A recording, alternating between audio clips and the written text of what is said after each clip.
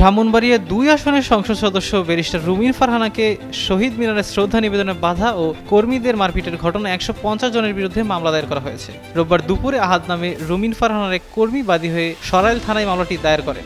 মামলার প্রধান আসামি করা হয়েছে সরাইল উপজেলা বিএনপির সাবেক সাধারণ সম্পাদক আনোয়ার হোসেনকে। আমার একান্ত এই ভুবনের সঙ্গী হয়ে থাকে শুধু স্টেলা।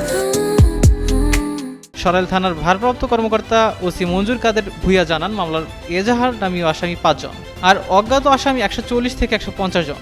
ইতিমধ্যে মামলাটি নথিভুক্ত করা হয়েছে, তদন্ত সাপেক্ষে পরবর্তী আইনগত ব্যবস্থা নেওয়া হবে। এর আগে গত শুক্রবার দিবাগত রাত ১২টার দিকে সরাইল উপজেলার কেন্দ্রীয় শহীদ মিনারে শ্রদ্ধা নিবেদন করতে গিয়ে স্থানীয় বিএনপি নেতাকর্মীদের বাধার মুখে পড়েন সংসদ সদস্য রুমিন ফারহানা। এ সময় রুমিন ফারহানাকে উদ্দেশ্য করে ভুয়া ভুয়া স্লোগান দেওয়া হয়। উল্লেখ যে আলোচিত নারী নেত্রী রুমিন ফারহানা ত্রয়োদশ জাতীয় সংসদ নির্বাচনে ব্রাহ্মণবাড়িয়া ২ আসন থেকে বিএনপির মনোনয়ন না পেয়ে স্বতন্ত্র প্রার্থী হিসেবে প্রতিদ্বন্দ্বিতা করে বিজয়ী হন।